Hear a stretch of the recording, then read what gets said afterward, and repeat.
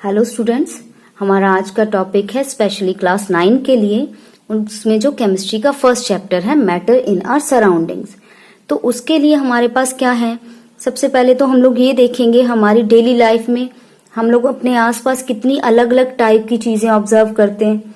For example trees हैं, benches हैं, या आयरन का कोई मटेरियल है, घर में डिफरेंट डिफरेंट टाइप के यूटेंसिल्स हैं। तो ओवरऑल मीन टू से कि हमारी डेली लाइफ में बहुत ही अलग अलग टाइप के हमें सब्सटेंस दिखते हैं। अब उनको देख के हमारे माइंड में क्वेश्चन क्या आता है कि ये मटेरियल्स जो हैं, सब्सटेंसेस जो हैं, वो डिफरेंट डिफरेंट क्यों हैं। तो इन सब पॉइंट्स को समझने के लिए हमारे साइंटिस्ट ने एक टर्म दी मैटर। तो उन्होंने क्या कहा, जो भी हमारे आसपास बना है वो सब चीजें किससे बनी है, मैटर से बनी है। और मैटर है क्या, matter is anything that occupy space and has मास। तो कोई भी चीज जो स्पेस ऑक्यूपाई करती है और जिसका कुछ मास है उसको हम लोग मैटर कहेंगे, क्योंकि सब चीजें ही स्पेस ऑक्यूपाई करती हैं, सबका ही कुछ ना कुछ मास होता है। तो सब चीजें क्या है, matter. So this universe is made up of matter. अब मैटर हमारे पास ये जो अलग अलग हैं वो अपीयरेंस में सब्सटेंसेस डिफरेंट दिखते हैं या उनकी क्वालिटी अलग होती है। तो उसके लिए जो ओल्ड कॉन्सेप्ट था, जो हमारे पुराने ऋषि मुनि थे उस टाइम का जो कॉन्सेप्ट था, उसके अकॉर्डिंग उन्होंने क्या कहा था कि जो मैटर है that is constituted of 5 elements, 5 तत्व। जो प्रॉपर उनके अकॉर्डिंग लैंग्वेज थी वो थे पंच तत्व। तो 5 एलिमेंट्स, ये केमिस्ट्री वाला एलिमेंट नहीं लेंगे यहाँ पे, 5 एलिमेंट्स मीन्स तत्व। तो वो तत्व उन्होंने कौन से कहा, air, earth, water, fire, sky. Air means वायु, अर्थ थल, वाटर जल, फायर अग्नि, स्काई मीन्स आकाश। तो पुराने कॉन्सेप्ट के अकॉर्डिंग क्या था, जो भी हमारे मैटर्स हैं वो इन पंच तत्वों से बने हैं। फिर धीरे धीरे साइंस में और इम्प्रूवमेंट होती गई, नए नए कॉन्सेप्ट्स आते गए। तो हमारी मॉडर्न साइंस ने कैसे क्लासिफाई किया मैटर को, 2 वेज में, 2 डिफरेंट वेज में। फिजिकल क्लासिफिकेशन जो थी उनकी अपीयरेंस के बेसिस पे कि सब्सटेंस दिखता कैसे है, और दूसरी क्लासिफिकेशन है केमिकल क्लासिफिकेशन कि सब्सटेंस जो है वो बना कैसे है। तो फिजिकल अपीयरेंस के बेसिस पे हो गई फिजिकल क्लासिफिकेशन, सब्सटेंस की कंपोजिशन क्या है, बना कैसे है, उसके बेस पे हो गई हमारी केमिकल क्लासिफिकेशन। इस चैप्टर में हमारा क्या कंसर्न रहेगा, we will study mainly about physical classification. तो फिजिकल क्लासिफिकेशन मीन्स सब्सटेंस दिखते कैसे हैं, जैसे कोई सॉलिड दिखता है, कोई लिक्विड दिखता है, कोई गैसियस दिखता है। तो ये सब किसके अंडर आता है, हमारा फिजिकल क्लासिफिकेशन के अंडर। तो इस चैप्टर में हम लोग स्टडी करेंगे about physical classification of matter. तो फिजिकल क्लासिफिकेशन के अंडर सबसे पहले हम लोग क्या देखते हैं कि जो मैटर है वो बहुत ही छोटे छोटे पार्टिकल से बना होता है, पार्टिकल नेचर है।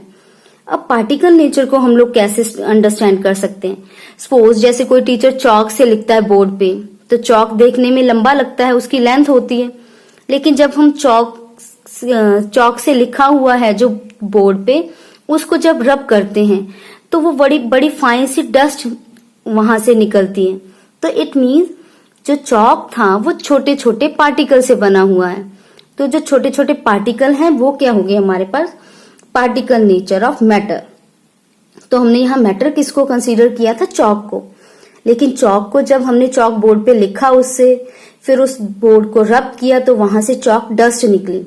इट मीन्स वो सारा डस्ट किसका था, चौक का। तो चौक किससे बना था, बहुत ही छोटे छोटे पार्टिकल से।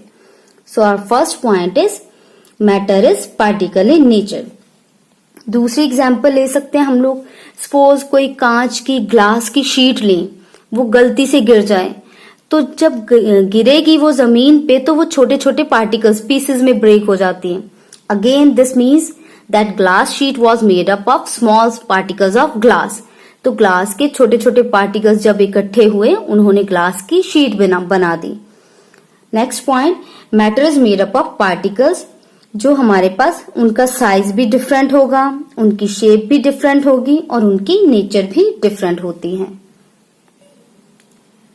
अब हमारा नेक्स्ट पॉइंट है, नेक्स्ट पॉइंट समझने के लिए जब हम देखो सॉल्ट को वाटर में डिसॉल्व करेंगे, हम लोग क्या करेंगे, एक ग्लास में पानी लेंगे, पानी में थोड़ा सा सॉल्ट डालेंगे, सॉल्ट को डिसॉल्व करेंगे। तो उससे क्या होगा, हम लोग क्या देखेंगे, जब सॉल्ट डिसॉल्व हो गया तब भी वाटर लेवल राइज नहीं हुआ। वो क्यों नहीं हुआ, क्योंकि पानी में जो स्पेस था आपस में वाटर मॉलिक्यूल्स में, उसमें वो सॉल्ट के पार्टिकल्स जाके डिसॉल्व हो गए या प्रेजेंट हो गए। तो this means when salt is dissolved in water, there is no change in level of water. This shows that the presence of vacant space among the particles of water. तो water के particles के बीच में vacant space था। ये जो हमारा vacant space होता है, इसको हम लोग बोलते हैं इंटर पार्टिकल स्पेस। जैसे कि अब जो वाटर में स्पेस था, वहां जाके मॉलिक्यूल्स चले गए, सॉल्ट के पार्टिकल्स चले गए। तो सॉल्ट के पार्टिकल्स गए कहाँ पे हैं, इंटर पार्टिकल स्पेस के बीच में।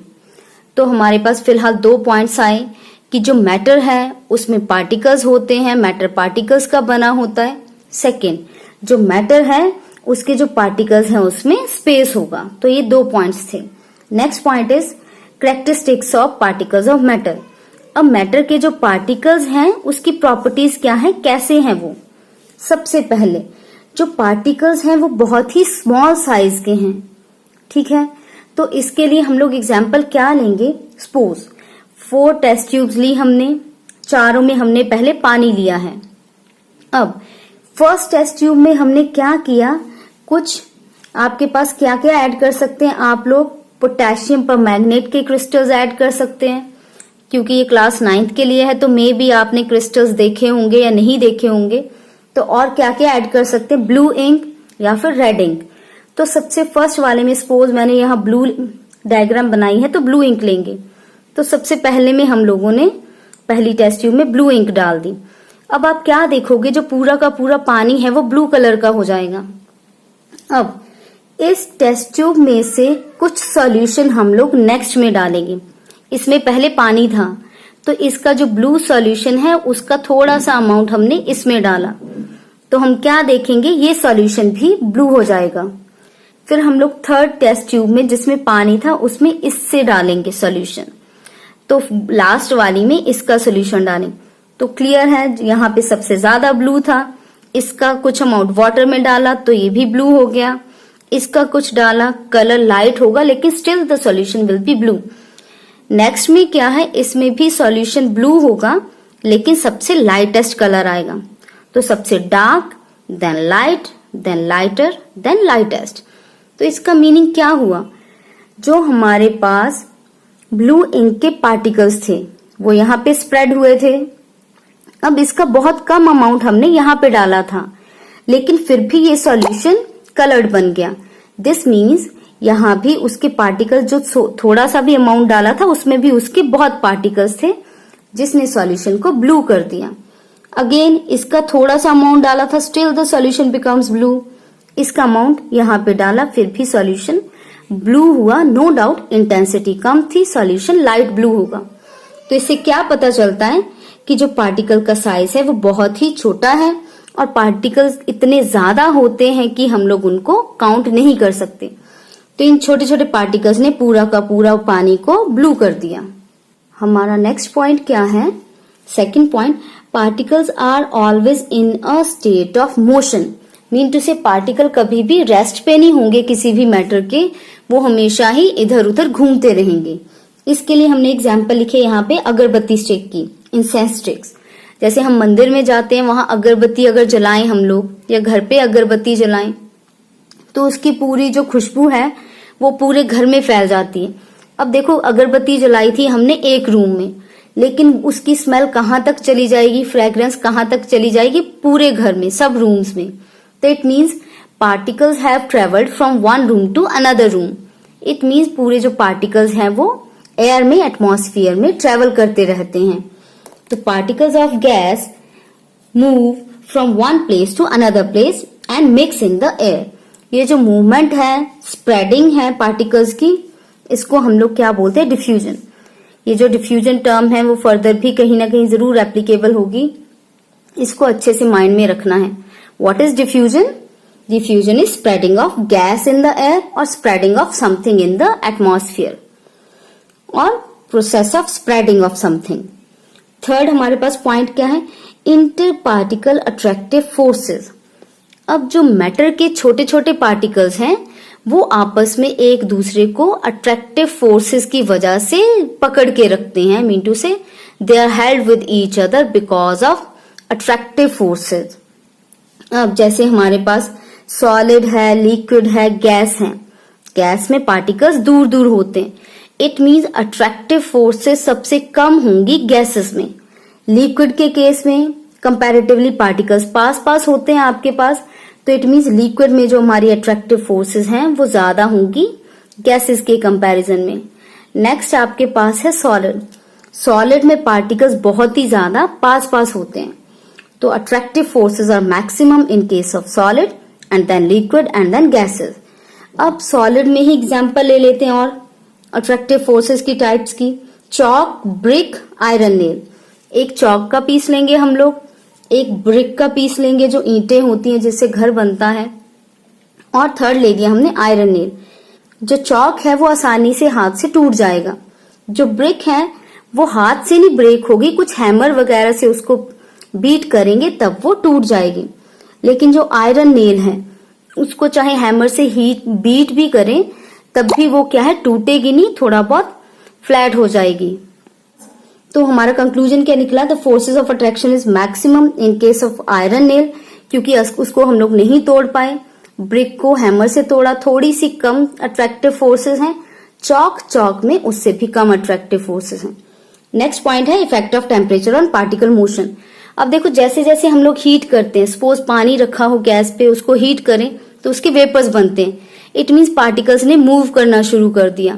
मूव करना शुरू किया मीन्स उनकी काइनेटिक एनर्जी बढ़ गई, तो particle motion increases with rise in temperature because of increase in kinetic energy. जितना भी हमने अब तक किया ये उसकी समरी आ गई। Matter is made of particle, her matter particle से बना होता है, उसका साइज बहुत स्मॉल होता है, उनके बीच में एम्प्टी स्पेस होता है, पार्टिकल्स कॉन्टिन्यूसली मूव करते रहते हैं, पार्टिकल्स के बीच में अट्रैक्टिव फोर्सेस होती हैं, और पार्टिकल मोशन जो है टेम्परेचर इंक्रीज करने के साथ साथ इंक्रीज करते हैं। तो ये रहा हमारा first part of matter in our surrounding. Next हम लोग कंटिन्यू करेंगे नेक्स्ट वीडियो में। Thank you.